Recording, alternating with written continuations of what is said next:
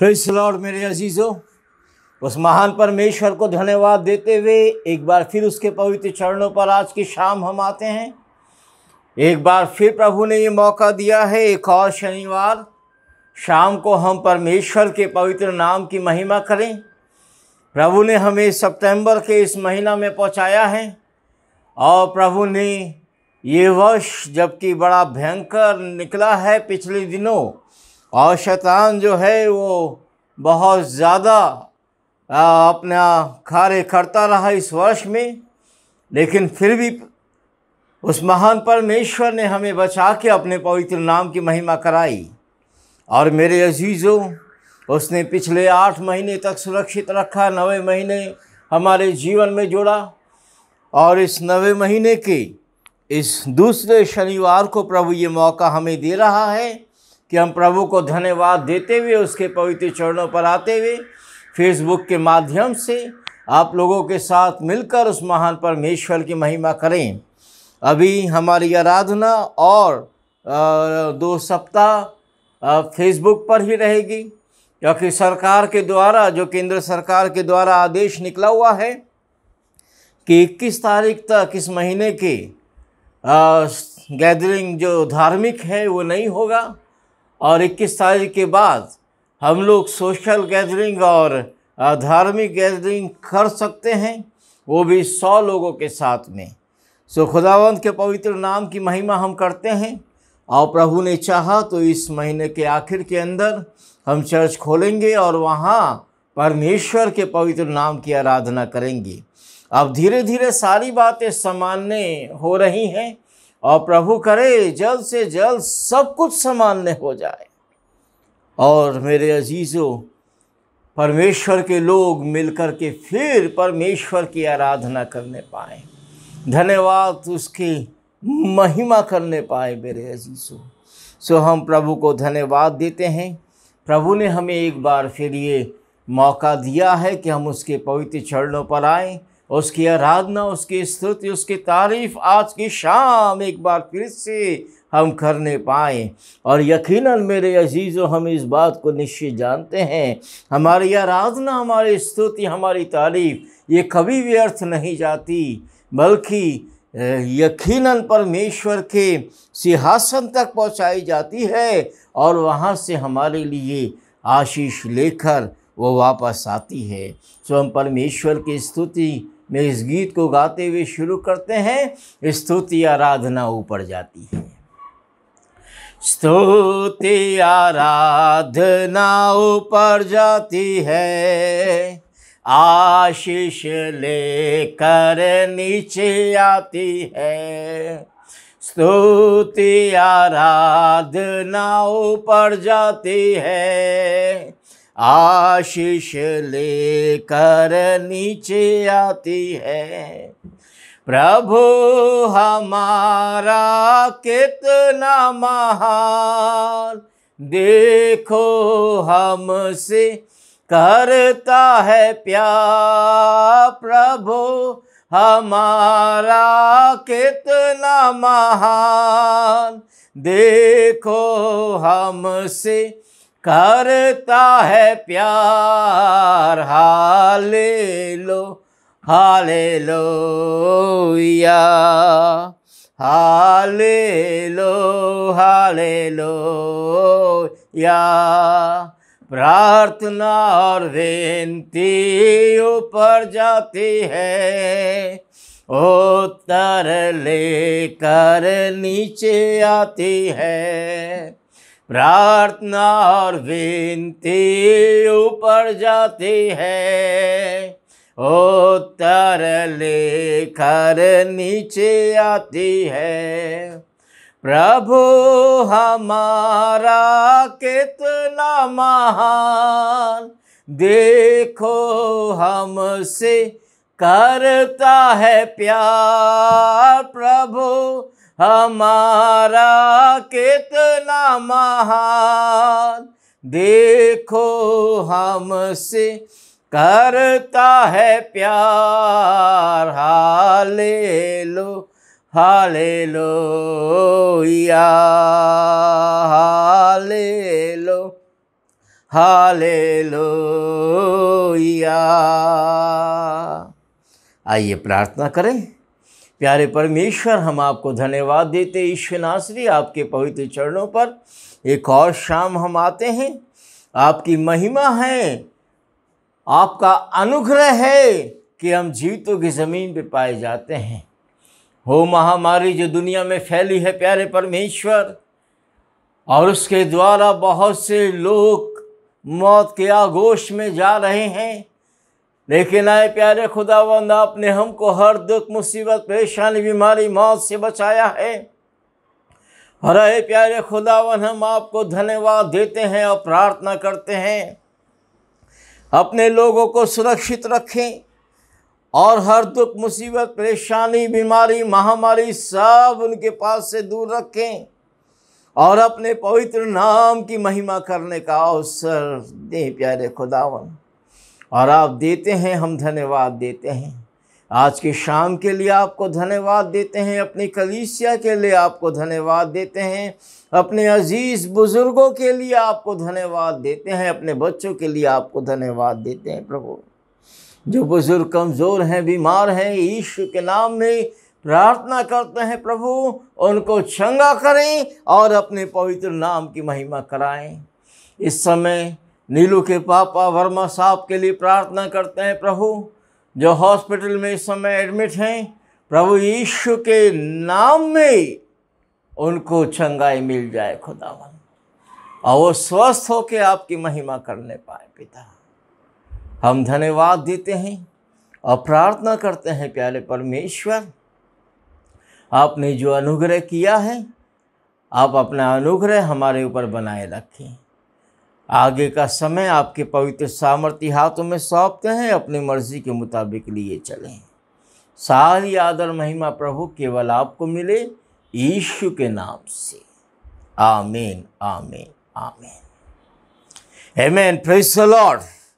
उस महान परमेश्वर की महिमा करते हैं और उसको धन्यवाद देते हैं। मेरे अजीज़ों, सचमुच हम उसके आगे कुछ नहीं है, शून्य है, लेकिन उसने हमको शून्य से उठा के स्वर्गीय स्थानों में बिठा दिया।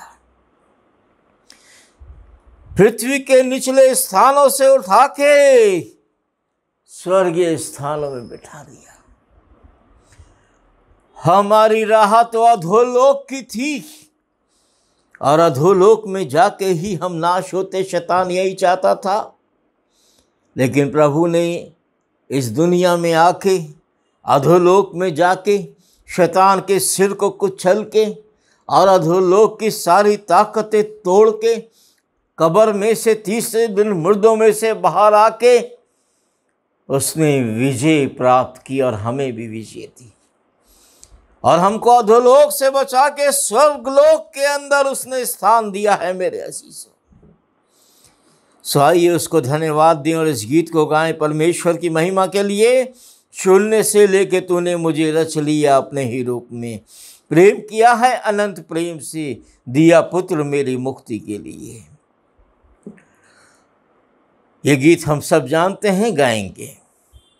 शून्य से लेके तूने मुझे रच लिया अपने ही रूप में, प्रेम किया है अनंत प्रेम से, दिया पुत्र मेरे मुक्ति के लिए। अनोखा प्यार है तेरा, करूँगा स्तुति तेरी मैं सर्वदा। अनोखा प्यार है तेरा, करूँगा स्तुति तेरी मैं सर्वदा। जग में आया ईशु स्वर्ग छोड़ के, मेरा सारा दंड सह लिया उसने। कोड़े खा के क्रूस उठा के यीशु ने मुझको मुक्ति और चंगाई दे दी है। जग में आया यीशु स्वर्ग छोड़ के, मेरा सारा दंड सह लिया उसने।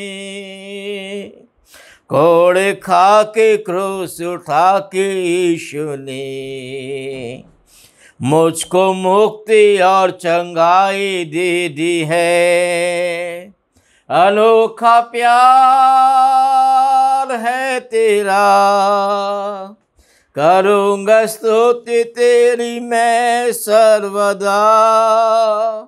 अनोखा प्यार है तेरा, करूँगा स्तुति तेरी मैं सर्वदा। अन्न वस्त्र और सभी आशीषें दी मुझे उसने भरपूरी से। खतरों और सब मुसीबतों से आँख के पुतले जैसे संभाला मुझे। अन्न वस्त्र और सभी आशीषें दी मुझे उसने भरपूरी से। खतरों और सब मुसीबतों से आँख के पुतले जैसे संभाला मुझे। अनोखा प्यार है तेरा, करूँगा स्तुति तेरी मैं सर्वदा। अनोखा प्यार है तेरा, करूँगा स्तुति तेरी मैं सर्वदा। यकीनन मेरे अजीज़ों, उसका प्यार बहुत अनोखा, बहुत महान है। हम उसको समझ नहीं सकते, वो हमारे समझ से बाहर है। और ये बात तो हमने कई बार देखी है। किसी शायर ने जो ये बात लिखा है, हर डंठल अगर हो कलम और समुंदर बन जाए सिहाई, उसके प्यार को हम आसमान पे लिखें तो समुंदर तो सूखेगा, परंतु पूरा हाल ना लिख सकेंगे हम उसकी मोहब्बत का। सचमुच मेरे अजीज़ों, आसमान से चौड़ा, समुंदर से गहरा उसका प्यार है। और उसके प्रेम में वो हमें संभाल के रखता है, ये उसका अनुग्रह है। और वो बहुत जल्द हमें लेने आने वाला है, हम देख रहे हैं। और जैसा वक्त आया है, दुनिया को वो चिता रहा है कि अभी भी संभल जाओ, अभी भी मान जाओ, वक्त है, पश्चाताप करो, अपने अपने पापों को मानो, पाप मत करो, दुनिया से फिरो, परमेश्वर की तरफ मुड़ो, परमेश्वर के पास आओ, तो वो भी तुम्हारे पास आएगा। मेरे अजीजों, खुदा का वचन बहुत साफ कहता है, यदि तुम परमेश्वर की तरफ आओगे, परमेश्वर की तरफ फिरोगे, तो परमेश्वर तुमको तिरस्कार नहीं करेगा, वो भी फिर तुम्हारी तरफ मुड़ेगा। बाइबल में लिखा है, जितना जल्दी हो सकता है हम उसको खोज लें, उसके निकट आ जाएं, उसकी आराधना करें। इन दिनों मेरे अजीजों, हम पश्चाताप पर देख रहे हैं कि हमको कितना ज़रूरी है सच्चा पश्चाताप करना। कई जगह से हम देख चुके हैं, कई व्यक्तियों को हम इस पश्चाताप के विषय में देख चुके हैं। और पश्चाताप पिछले दिनों हमने इस बात को भी देखा, केवल मुंह से नहीं होता है कि मुंह से चले आए, आंखों से आंसू बहा लिए, प्रभु मैं तेरे पास आता हूं, अपने पापों से पश्चाताप करता हूं, मुझ पे दया कर, मुझ पे अनुग्रह कर। ये तो अच्छी बात है। सिंसियरिटी के साथ आइए तो प्रभु जो है आपका पश्चाताप का आदर करता है। लेकिन वो 2 मिनट आंसू बहाने के बाद, वो 2 मिनट परमेश्वर के पवित्र चरणों पे रोने गिड़गिड़ाने के बाद, जब हम वहां से हटते हैं, फिर जाके अपने मनों को कठोर करते हैं, फिर जाके परमेश्वर के विरोध में कोई भी हरकत बात करते हैं, फिर संसार के अंदर खो जाते हैं, फिर संसारिक बातें करते हैं, तो इस पश्चाताप से कोई फायदा नहीं है मेरे अजीजों, कोई उद्धार नहीं है। बाइबल कहती है जो अंत तक धीरज धरे रहेगा, उद्धार उसी का होगा। पिछले कुछ दिनों से हम ये देख रहे हैं, 2 व्यक्तियों के विषय हमने देखा था। उद्धार मुंह तो उन्होंने पाया, लेकिन पश्चाताप उन्होंने मुंह से कह के नहीं किया, आंसू बहा के नहीं किया, बल्कि करके दिखाया, जो सचमुच जो हकीकत में होता है। हमें करना है, जो वो कहता है वो करो, वो अगर हम करते हैं वही पश्चाताप है हमारा। जक्कई को उसने बोला था, उठ उतर, पेड़ से उतर, मुझे तेरे घर जाना है। जक्कई उतर आया, उसको ले गया, तो जक्कई ने पश्चाताप किया, उसके सन्मुख कहा, देख प्रभु, मैंने जितना अन्याय करके ले लिया है, चौगला लौटा देता हूं, जिनसे मैंने रख लिया है, अपनी संपत्ति कंगालों को दे देता हूं आधी, और उनको चौगना लौटा देता हूं। उसने कर दिया,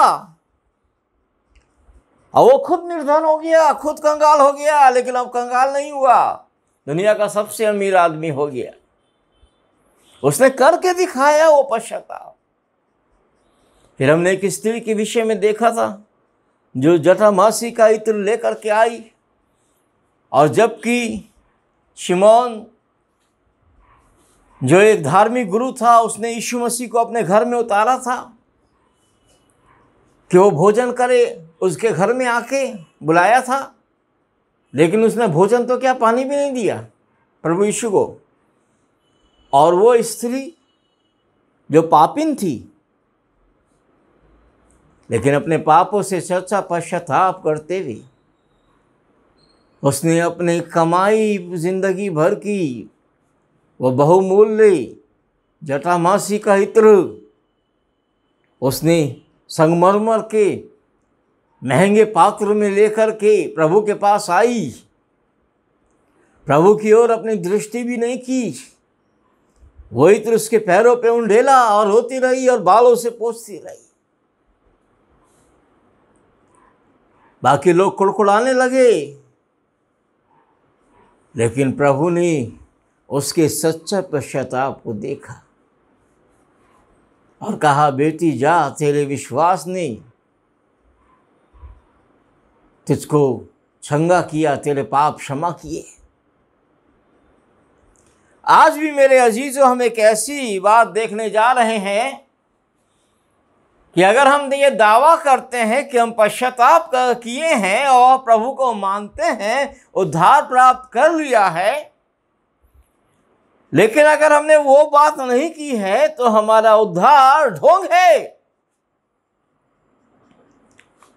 और वो बात क्या है, आज हम खुदा के वचन से देखने जा रहे हैं, जो प्रभु ने स्वयं कही है। 2 भाई जो वेदी के सामने हैं,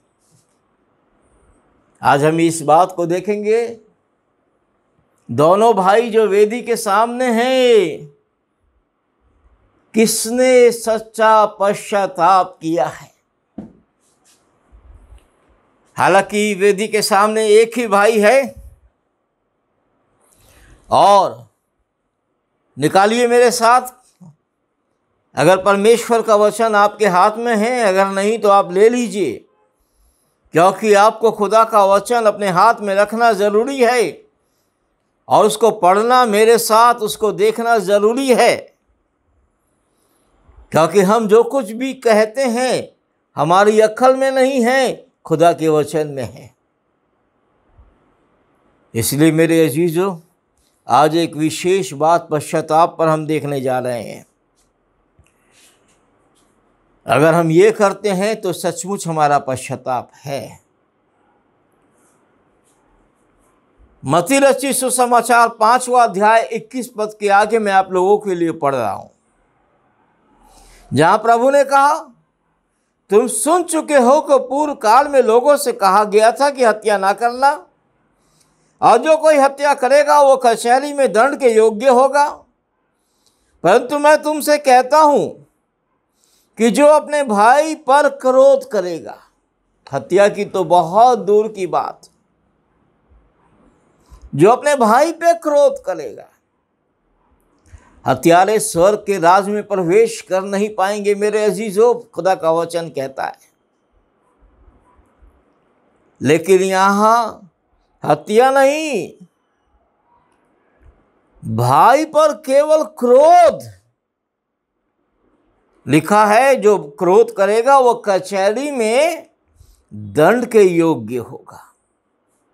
और जो अपने भाई को निकम्मा कहेगा,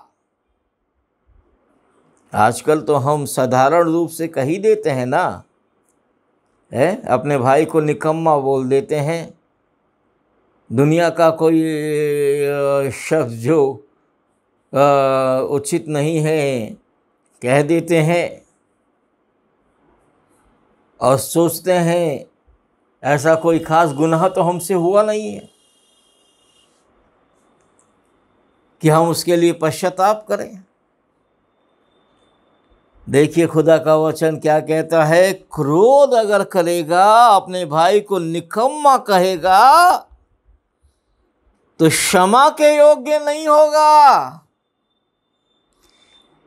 महासभा में दंड के योग्य होगा। आज किसी को भी बोल देते हैं, अरे मूर्ख। यहां क्या लिखा है, जो कोई कहे अरे मूर्ख, वो नरक की आग में दंड के योग्य होगा। बहुत बड़े शब्द छोड़ दीजिए, छोटा सा शब्द है मूर्ख। अगर कह दिया किसी को अरे मूर्ख, तो मैं नहीं कह रहा, ये खुदा के वचन में लिखा है कि वो नरक के आग में दंड के योग्य होगा। अब आगे जो हम बोलने जा रहे हैं उसको ध्यान से सुनिएगा, जो पढ़ने जा रहे हैं।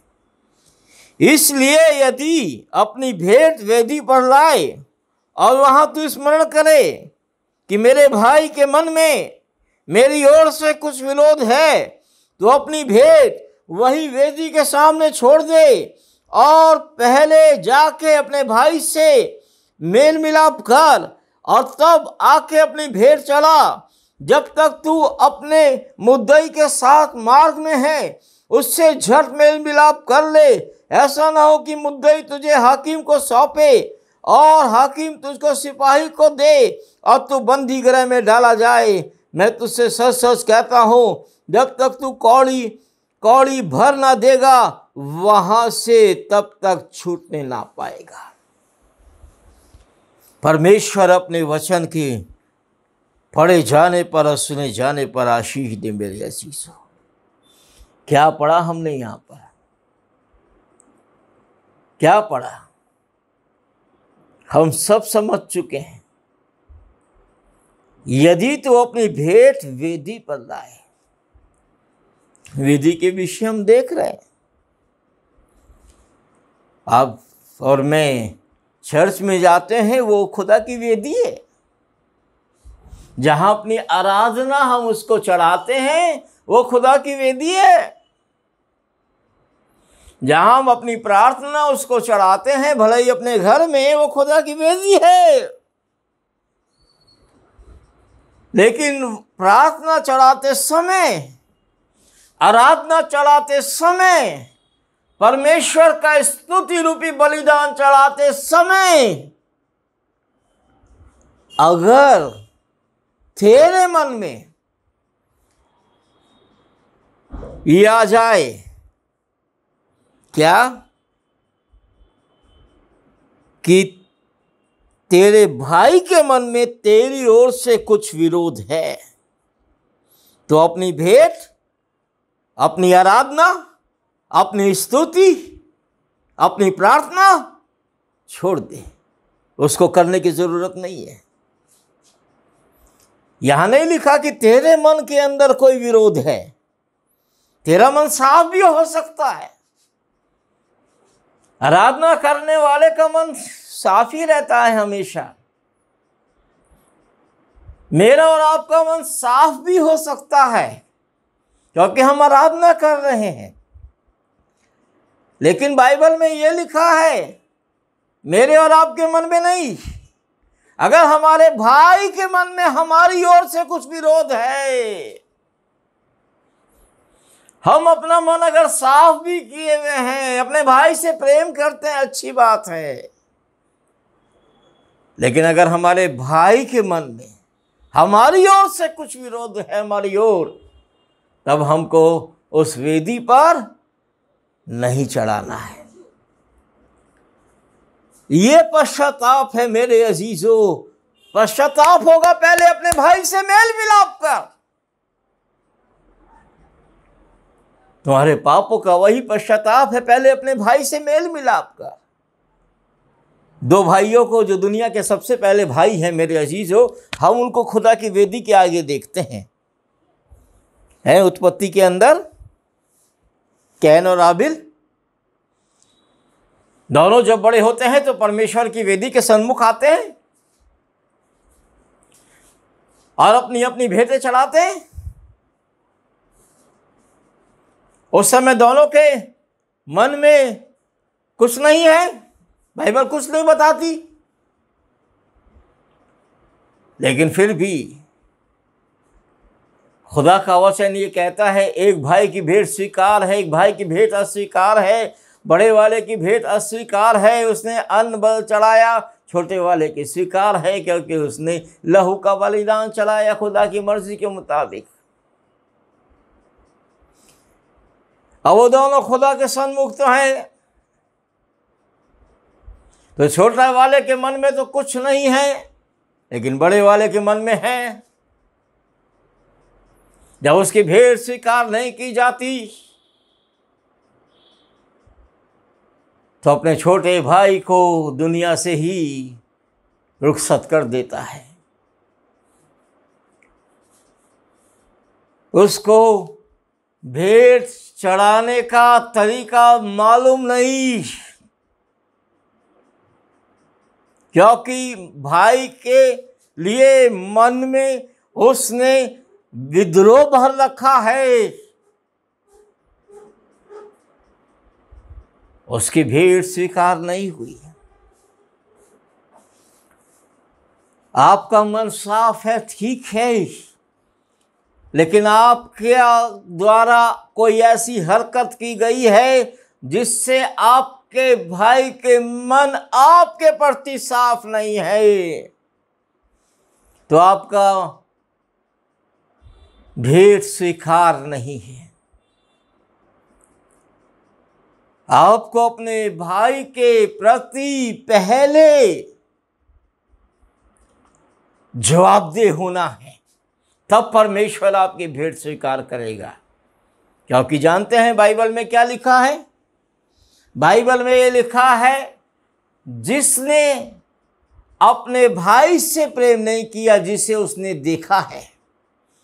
जो अपने भाई से प्रेम नहीं करता जिसे उसने देखा है, तो खुदा से क्या प्यार करेगा जिसे उसने नहीं देखा? First love your brother, then you can see कि you love your God. If you don't love your brother, that's not possible you love your God। खुदा का वचन बहुत साफ है। अपने पड़ोसी से प्रेम करो, अपने शत्रु से प्रेम करो। बाइबल तो ये कहती है। बाद में आना वेदी के सन्मुख, बाद में अपने भेंटों को चढ़ाना। अगर भाई के मन में कुछ है, पहले उससे मेल मिलाप करो, वो पश्चाताप है। पहले सच्चा पश्चाताप करो, तब पापों की माफी तुमको मिलेगी, नहीं तो नहीं मिलेगी। अब हम भाई से मेल मिलाप कैसे करें, इसका भी तरीका खुदा के वचन में प्रभु यीशु मसीह ने ही बताया है। और इसको देखते हुए हम समाप्त करेंगे। हालांकि बहुत लंबा चौड़ा ये विषय है, बहुत कुछ हम देख सकते हैं इसके अंदर, लेकिन केवल इस बात को हम देखते हुए समाप्त करेंगे। उसी मत्ती 18 अध्याय और उसके 15 पद के आगे, जहाँ ये लिखा है, यदि तेरा भाई अपराध करे, यदि तेरा भाई अपराध करे तो जा अकेले में बातचीत करके उसको समझा। यदि वो तेरी सुने तो तूने अपने भाई को पा लिया, और यदि वो ना सुने तो और 1-2 जन को अपने साथ ले जा, कि हर एक बात 2 या 3 गवाहों के साथ, गवाहों के मुंह से ठहराई जाए। और यदि वो उनकी भी ना माने तो कलीसिया से कह दे, परंतु यदि वो कलीसिया की भी ना माने तो उससे अन्य जाति और महसूल लेने वाले के जैसा जान। मैं तुमसे सच कहता हूं, जो कुछ तुम पृथ्वी पर बांधोगे वो स्वर्ग में बंधेगा, और जो कुछ तुम पृथ्वी पर खोलोगे वो स्वर्ग में खुलेगा। फिर मैं तुमसे कहता हूँ, यदि तुम में से 2 जन पृथ्वी पर किसी एक बात के लिए जिसे वो मांगे एक मन हो, तो वो मेरे पिता की ओर से जो स्वर्ग में है उनके लिए हो जाएगा। क्योंकि जहाँ 2 या 3 मेरे नाम से इकट्ठा होते हैं, वहाँ मैं उनके बीच होता हूँ।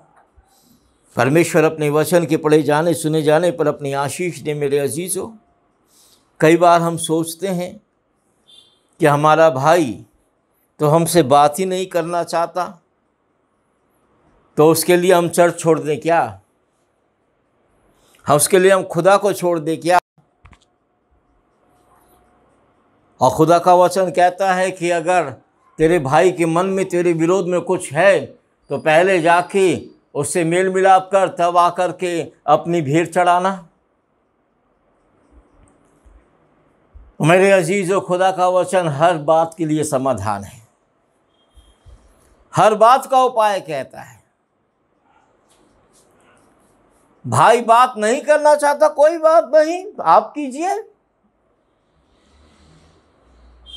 आपके और भाई के रिश्ते अच्छे नहीं हैं, कोई बात नहीं, रिश्ते अच्छे कीजिए। कोशिश भाई नहीं करेगा, कोशिश आप करेंगे खुदा का वचन के अनुसार। यहां लिखा है, सबसे पहले दुनिया में ढिंडोरा पीटते मत फिरिए अपने और अपने भाई के झगड़े का। आजकल उल्टा होता है, जो बाइबल का तरीका है उससे उल्टा होता है।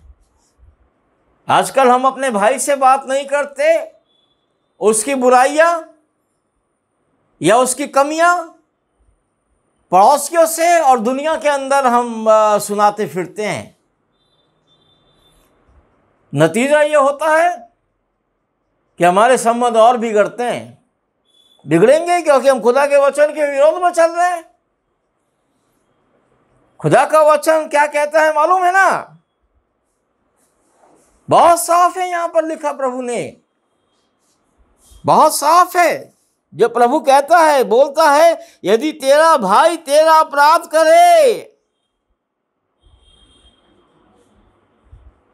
ठीक है, तेरा अपराध किया, तो जा उसको अकेले में बातचीत करके समझा। अकेले में, ये भी नहीं कि उसके परिवार के बीच में, उसके पति और पत्नी, उसके बच्चों को सबको बोलता रहना, ये नहीं, ऐसा नहीं लिखा है बाइबल में। दो भाई जो आपस में एक हो तो अकेले में पहले बात करो। यदि उसने अपराध किया है तो उस अपराध के विषय में इवन उसकी पत्नी से नहीं, पहले उससे बोलो,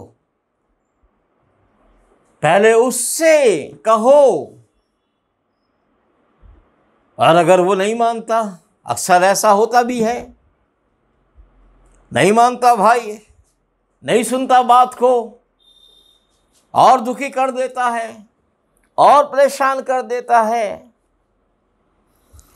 तो निराश होने की जरूरत नहीं, हार मानने की जरूरत नहीं। तब बाइबल ये कहती है, ठीक है तुम्हारी नहीं सुनी अकेले में उसने, तो ऐसा करो 2 या 3 जन को अपने साथ ले लो। कोई भीड़ साथ लेने की जरूरत नहीं है, दुनिया को लाउड स्पीकर से चिल्लाने के बताने की जरूरत नहीं है। लिखा है 1-2 जन को अपने साथ ले लो, फिर जाओ, फिर समझाओ। कम से कम 1-2 जन के सामने उसको समझाओ, ताकि वो 2 जन की गवाही कह दे कि हाँ, हमारे सामने इसको समझाया गया। पहले कलीसिया के अंदर उस बात को लाने की जरूरत नहीं है जैसा हम ले आते हैं। पहले 1 या 2 जन के सन्मुख ले जाओ, जो इसको भी आप उचित समझते हो, उनको साथ में लेकर के जाओ, अपने भाई को समझाओ। ये सब क्या है मेरे अजीजों? हमारा पश्चाताप है। अगर हम ऐसा कर रहे हैं तो हमारा पश्चाताप है। हम अपने को तैयार कर रहे हैं खुदा की वेदी के लिए, कि खुदा की वेदी के सामने जाके जब अपनी भेंट हम चढ़ाएं तो खुदा स्वीकार करे, क्योंकि हम खुदा के वचन के अनुसार कर रहे हैं। लेकिन अगर हम नहीं करेंगे तो खुदा हमारी भेंट स्वीकार नहीं करेगा। 1 या 2 जन के साथ हम जाएं, अपने भाई को समझाएं, और 2 या 3 गवाहों के मुंह से ये बात ठहराई जाए। परंतु अगर वो तब भी नहीं माने, उन 2 या 3 गवाही को भी ना माने, पहले 1-2 जन को साथ में ले जाओ, फिर 2 या 3 जन को और साथ में ले जाओ, ट्राई करते रहो। भाई को जो है इसके ने जो गलत किया है उस पर कायल करते रहो। और अगर वो तब भी नहीं माने, तब आके कलीसिया में कहो। लेकिन अविश्वासियों के बीच में बोलने की जरूरत नहीं है, अविश्वासियों के बीच जाने की जरूरत नहीं है। कोर्ट मुकदमा के लिए खुदा का वचन अलाउ नहीं करता। ठीक है, आज दूसरा उपाय नहीं होता है और लोग कोर्ट केस में अविश्वासियों के सन्मुख चले जाते हैं, लेकिन खुदा का वचन नहीं कहता। खुदा का वचन कहता है कलीसिया विश्वासी लोगों से कहो, और कलीसिया उससे कहे, कलीसिया जो है उसको समझाए। और अगर वो कलीसिया की भी बात ना माने, तब आप छूट गए उससे, तब आप कोई दोषी नहीं है। अगर वो कलीसिया की भी नहीं मानता तो फिर लिखा है उसको अविश्वासी के समान जान। उसको ऐसा जान कि उससे तेरा कोई संबंध है ही नहीं। उसको क्षमा कर। अब भले ही वो अपने मन में रखे रहे तो रखे रहे, लेकिन तू उसको क्षमा कर और जा परमेश्वर के सन्मुख वेदी के ऊपर अपनी भेंट चढ़ा। खुदा स्वीकार करेगा, क्योंकि तूने पूरा पश्चाताप कर लिया है। तूने सच्चा पश्चाताप केवल मुंह से नहीं, कार्य में होके कर दिया है। तब परमेश्वर हमारी भेंट जरूर स्वीकार करेगा। सो मेरे अजीजों, परमेश्वर आपको आशीष दे। और जब हम सच्चे पश्चाताप पे देख रहे हैं, पश्चाताप केवल मुंह से नहीं होता है, वो जीवन में प्रकट करने से होता है, खुदा के वचन को मानने से होता है। और प्रार्थना अपने भाई के लिए लगातार करते रहो, प्रभु उसके मन को बदलेगा। प्रभु आप सबको आशीष दे। आइए प्रार्थना करें। प्रभु के सन्मुख उसकी उपस्थिति को महसूस करें। उसका प्रेम हमारे लिए बहुत है। दुनिया में हमारा भाई हमें छोड़ दे तो छोड़ दे, प्रभु यीशु मसीह हमारा परम मित्र है, हमारा भाई है, हमारा संगी है। हम उसके साथ स्वर्गीय स्थानों में बैठे हैं और वो हमें धन्यवाद देने का मौका देता है। धन्यवाद यीशु तेरा, धन्यवाद, धन्यवाद यीशु तेरा, धन्यवाद। ओ धन्यवाद यीशु तेरा, धन्यवाद, धन्यवाद यीशु तेरा, धन्यवाद। सारी आशीषों के सोते धन्यवाद, सारी आशीषों के सोते धन्यवाद, सारी आशीषों के सोते धन्यवाद, सारी आशीषों के सोते धन्यवाद। तू महान यीशु, तू महान है, तू महान यीशु, तू महान है, तू महान यीशु, तू महान है, तू महान यीशु, तू महान है। यीशु तो सबसे महान है, यीशु तो सबसे महान है, ओ यीशु तो सबसे महान है, यीशु तो सबसे महान है। O hallelujah, hallelujah, hallelujah, hallelujah, hallelujah, hallelujah. O hallelujah, hallelujah, hallelujah, hallelujah, hallelujah, hallelujah. मेरे अजीज़, खुदा का वचन कहता है, यदि तुम आज उसकी आवाज़ सुनो तो अपने मनों को कठोर मत करो, जैसे तुमने मरीबा में किया था। परमेश्वर का क्रोध अपने ऊपर आने मत दो, बल्कि परमेश्वर की वचन को मानते हुए उसके अनुग्रह में बने रहो। आइए प्रार्थना करें। प्यारे प्रभु, हम धन्यवाद देते हैं, आपके पवित्र चरणों में आते हैं खुदावन। और प्रभु, आपने दया की, अपनी आत्मा के द्वारा हमसे बातें की। हम जानते हैं आपका वचन खुदावन आपकी आत्मा के द्वारा हमें मिलता है। और आज का ये वचन प्रभु जो आपने हमें दिया है कि अपनी वेदी पर अपनी भेंट हम छोड़ दें, अपने भाई से मेल मिलाप करें, क्योंकि अवश्य प्रभु आपके वचन के अनुसार अगर अपने भाई से हम प्रेम नहीं करते तो आपसे कैसे प्रेम करेंगे। लेकिन आए प्यारे परमेश्वर, आपसे प्रार्थना है, हमारे मन में तो हमारे भाई के लिए कुछ नहीं है, बल्कि प्रभु हमारे भाई के लिए हमारे मन में प्रेम भरा पड़ा है। और प्रभु हम उसके को बहुत अपने जीवन के अंदर चाहते हैं। लेकिन अगर ऐसा हो प्यारे परमेश्वर किसी के साथ कि उसके भाई के मन में उसके लिए उचित भाव नहीं है, तो प्रभु आप उन दोनों भाइयों के बीच में कार्य करें और होने दे प्रभु, उस भाई का मन भी साफ हो जाए और वो भी आपके निकट आ जाए। प्यारे परमेश्वर, कलीसिया में सब एक दूसरे के भाई बहन हैं। प्यारे खुदावन, हम सब एक दूसरे के भाई बहन हैं प्रभु, क्योंकि हम सब उसी आदि माता आदम और हवा के बेटे हैं।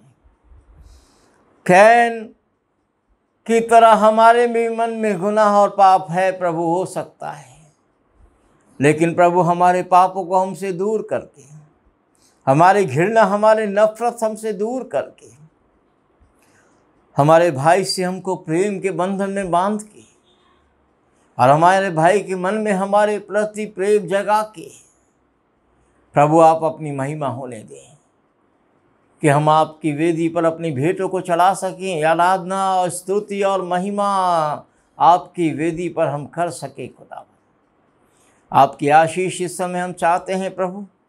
रात भर मीठी प्यारी नींद दे। कल आपका पवित्र दिन है, आराधना का दिन है प्रभु। आराधना का अवसर दे कि फेसबुक के माध्यम से फिर हम आपकी महिमा करें और जल्द से जल्द मौका दे कि आपके भवन में जाके आपकी आराधना करने पाए। सारी आदर महिमा आपको प्रदान करते हैं खुदावन, और मसीह यीशु के नाम से मांगते हैं, सुने कबूल करें, आमीन। आइए प्रभु की प्रार्थना करें। हे हमारे पिता, तो जो स्वर्ग में है, तेरा नाम पवित्र माना जाए, तेरा राज आए, तेरी मर्जी जैसे आसमान में पूरी होती है ज़मीन पर भी हो। हमारी रोज़ की रोटी आज हमें दे, और जिस तरह अपने कसूर वालों को माफ़ करते हैं तो हमारे कसूर में माफ़ कर। मैं आजमाइश में न डाल बल्कि बुराई से बचा, क्योंकि बादशाह कुदरत और जलाल हमेशा तेरा ही है, आमीन। हमारे परमेश्वर पिता का प्रेम, प्रभु यीशु मसीह का अनुग्रह, पवित्र आत्मा की संगति और सहभागिता अब से लेकर हमेशा तक पूरी कलीसिया के साथ, प्रत्येक विश्वासी के साथ, हर एक परिवार के साथ हमेशा हमेशा होती रहे, आमीन। जय मसीह की मेरे अजीज़ों। कल परमेश्वर का पवित्र दिन है आराधना का। रात भर प्रभु आपको और हमको मीठी प्यारी नींद दें, और कल ठीक सुबह 9 बजे हम लोग फेसबुक के माध्यम से ही आराधना के लिए एकत्रित हो रहे हैं। अभी 20 तारीख का संडे भी हम फेसबुक के माध्यम से ही करेंगे, आने वाला शनिवार और रविवार। चूँकि 21 तारीख के बाद सरकार अलाउ की है कि 100 लोगों की गैदरिंग के साथ धार्मिक और सामाजिक कार्यक्रम हो सकते हैं, प्रार्थनाएं हो सकती हैं। तो 21 तारीख के बाद खुलेगा मेरे अजीज़ों। तो 21 तारीख के बाद 27 तारीख आने वाला जो संडे होगा, इस महीने का आखिरी संडे हो सकता है कि उस दिन हम चर्च खोल के परमेश्वर की महिमा करें और आप लोगों को आने का मौका मिले। प्रभु आशीष दे आप सबको। जय मसीह की।